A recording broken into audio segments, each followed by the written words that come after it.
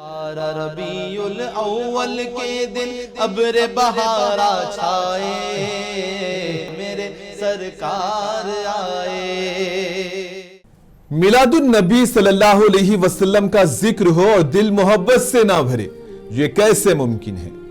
12 ربیع الاول کے دن جب بی بی آمنہ کے مبارک گھر میں ولادت باسعادت پیغمبر خدا حضرت محمد مصطفیٰ صلی اللہ علیہ وسلم ہوئی تو ہر طرف نور ہی نور پھیل گیا۔ ظلم، جہالت اور گمراہی کے اندھیرے چھٹنے لگے، کعبے کے بت منہ کے بل گر پڑے، دنیا بھر کے آتش کدے بجھنے لگے۔ اگر بات ہو حلیہ مبارک صلی اللہ علیہ وسلم کی تو آپ صلی اللہ علیہ وسلم میانہ قد، سرخی مائل سفید گورا رنگ، سر اقدس پر سیاہ ہلکے گھنگریالے ریشم کی طرح ملائم انتہائی خوبصورت بال جو کبھی شان مبارک تک دراز ہوتے تو کبھی گردن تک اور کبھی کانوں کی لو تک رہتے تھے۔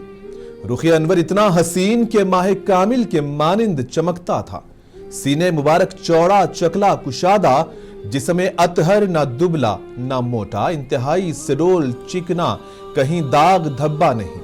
دونوں شانوں کے بیچ پشت پر مہر نبوت کبوتر کے انڈے کے برابر سرخی مائل ابھری کہ دیکھنے میں بے حد بھلی لگتی تھی۔ پیشانی کشادہ، بلند اور چمکدار، ابروئے مبارک کماندار، غیر پیوستہ دہن شریف کشادہ ہونٹ یاقوتی، مسکراتے تو دندان مبارک موتی کی مانند چمکتے، دانتوں کے درمیان ہلکی ہلکی درازیں تھی، بولتے تو نور نکلتا تھا۔ سینے پر بالوں کی ہلکی لکیر ناف تک تھی، باقی پیکر بالوں سے پاک تھا۔ صحابہ کا اتفاق ہے کہ آپ جیسا خوبصورت نہیں دیکھا گیا۔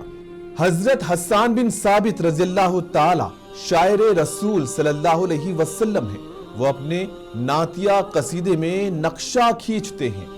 وَأَحْسَنُ مِنْكَ لَمْ تَرَقَّتُ عَيْنِي وَأَجْمَلُ مِنْكَ لَمْ تَلِدِ النِّسَاءُ خُلِقْتَ مُبَرَّأً مِنْ كُلِّ عَيْبٍ كَأَنَّكَ خُلِقْتَ كَمَا تَشَاءُ۔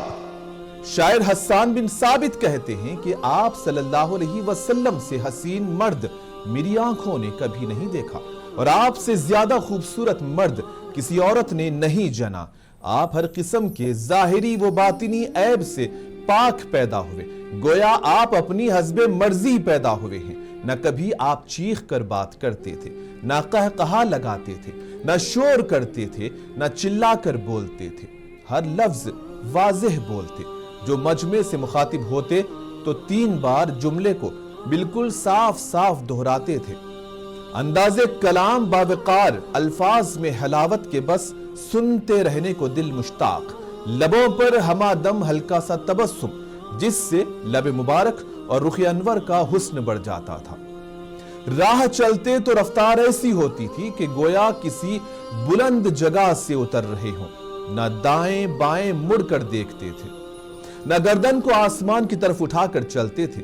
تواضع کی باوقار مردانہ خوددارانہ رفتار ہوتی، قدم مبارک کو پوری طرح رکھ کر چلتے تھے کہ نالین شریفین کی آواز نہیں آتی تھی۔ ہاتھ اور قدم ریشم کی طرح ملائم گداز تھے اور قدم پرگوشت، ذاتی معاملے میں کبھی غصہ نہیں ہوتے تھے، اپنا کام خود کرنے میں تکلف نہ فرماتے تھے کہ کوئی مصافحہ کرتا تو اس کا ہاتھ نہیں چھوڑتے تھے جب تک وہ الگ نہ کر لے، جس سے گفتگو فرماتے پوری طرح اس کی طرف متوجہ ہو جاتے، کوئی آپ سے بات کرتا تو پوری توجہ سے سماعت فرماتے تھے۔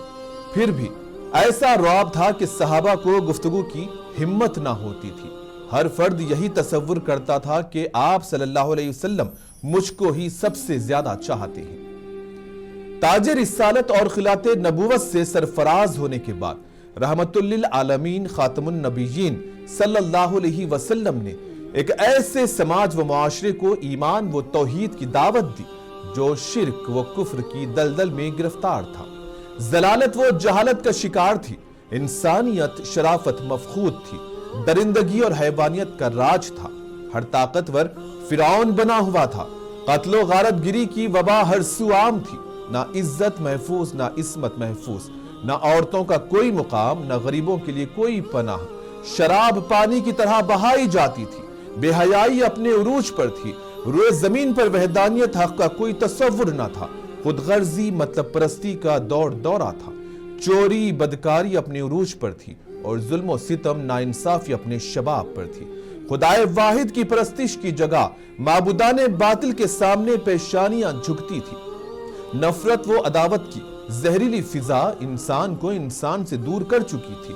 انسانیت آخری سانس لے رہی تھی۔ معاشرے سے شرک کا تعفن اٹھ رہا تھا۔ کفر کی نجاست سے قلوب بدبودار ہو چکے تھے۔ اس دور کا انسان قرآن کریم کے مطابق جہنم کے کنارے پر کھڑا تھا۔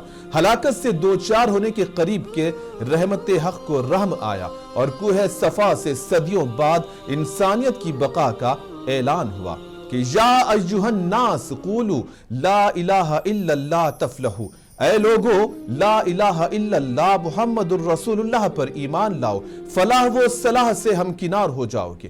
یہ آواز نہیں تھی بلکہ ایوان باطل میں بجلی کا کڑکا تھا۔ تو شاعر نے کہا کہ وہ بجلی کا کڑکا تھا یا صوت ہادی، وہ بجلی کا کڑکا تھا یا صوت ہادی، عرب کی زمین جس نے ساری ہلا دی۔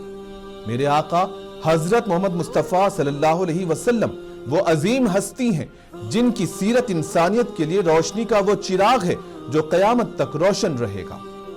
آپ کی ذات مبارکہ صرف مسلمانوں کے لیے نہیں بلکہ تمام جہانوں کے لیے رحمت بنا کر بھیجی گئی۔ اسی لیے قرآن میں بھی آپ کو رحمت للمسلمین نہیں بلکہ وما ارسلناک الا رحمت للعالمین یعنی کہ سارے عالم کے لیے رحمت کہا گیا۔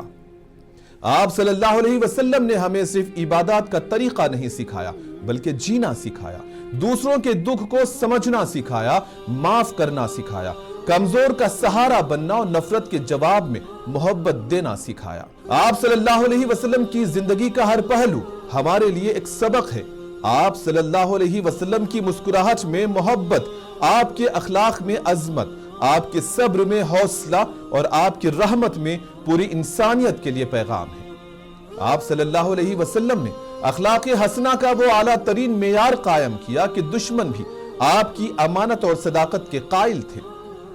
اور آج میلاد النبی صلی اللہ علیہ وسلم کے موقع پر اگر ہمیں کوئی سب سے بڑا انعام مل سکتا ہے تو وہ سونا، دولت یا شہرت نہیں بلکہ اپنے دل میں عشق رسول صلی اللہ علیہ وسلم اور اپنی زندگی میں سیرت مصطفیٰ صلی اللہ علیہ وسلم کو جگہ دینا ہے۔ تو آئیے آج عہد کریں کہ ہم اپنے آقا صلی اللہ علیہ وسلم کی سیرت کو صرف سنیں گے نہیں بلکہ اپنی زندگی میں اتاریں گے، کیونکہ جس دل میں محبت مصطفیٰ صلی اللہ علیہ وسلم ہو، جس کے کردار میں سیرت مصطفیٰ صلی اللہ علیہ وسلم نظر آئے، تو اس سے بڑھ کر خوش نصیب انسان اور کون ہو سکتا ہے۔ اور آخر میں منصف ٹی وی کی جانب سے آپ سبھی کو عید میلاد النبی کی پرخلوص مبارکباد دیتے ہوئے اجازت چاہوں گا اور دعا کروں گا کہ اللہ پاک ہم سب کو سیرت مصطفیٰ پر عمل کرنے کی توفیق عطا فرمائے۔